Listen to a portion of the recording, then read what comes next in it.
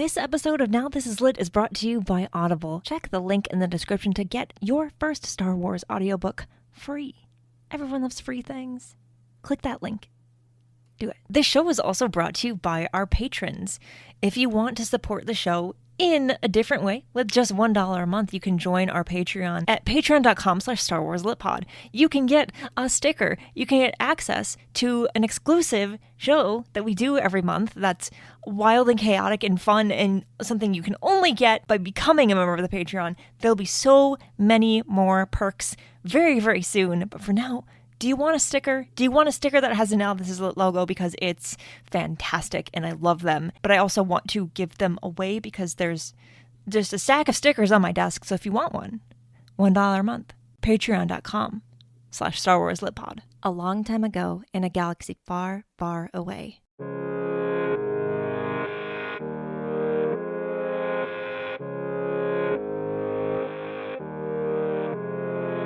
You're listening to Now This Is Lit, a podcast about Star Wars books, the people who make them, and the readers who just can't get enough of them. I'm your host, Meg Dowell. I use she, her pronouns. And over Thanksgiving weekend, I did something unheard of. Something I had never done before and will likely never do again. I walked into a bookstore and made money. To be clear, the goal of this adventure was not to make a profit, but that's how it ended anyway. The real objective, and I swear I'm not saying this just to sound all warm and fuzzy, was to give more people a chance to read Star Wars books they may not have otherwise found. This all started about 3 years ago when I moved in with my now husband. What sometimes ends up happening when two readers and book collectors merge lives is that they also merge book collections. We quickly found ourselves with a number of duplicate Star Wars books, ones we had both acquired while living separately. I love Star Wars books, but there just isn't the room or the need to keep exact multiple copies of the same book. It's one thing if it's a special edition with a different cover or unique elements, but when you have two basic copies of Light of the Jedi that both came from Amazon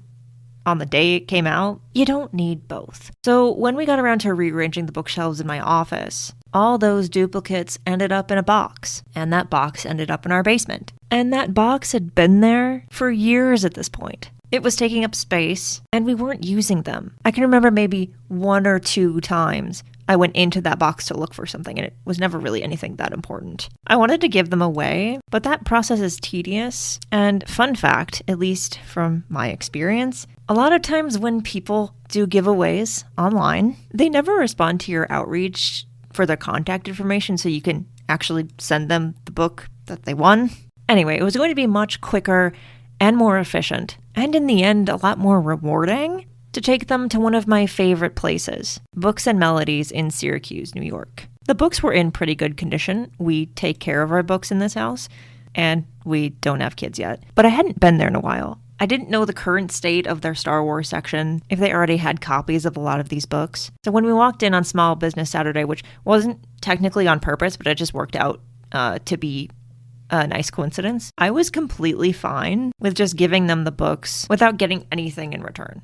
Like I said, that was never the objective. But who am I kidding?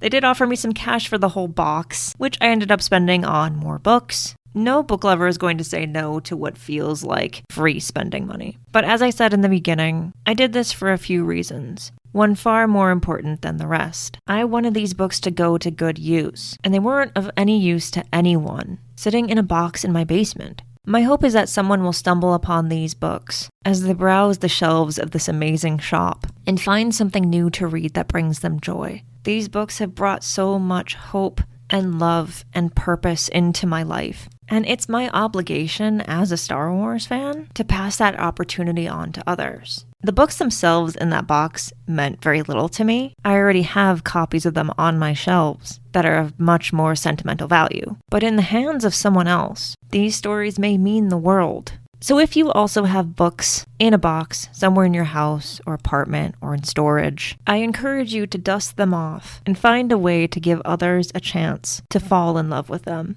We're in the middle of a season of gratitude and joy and new beginnings. If you're no longer giving these books the love they deserve, give another person a chance to do so instead. It may end up being the greatest gift you ever give.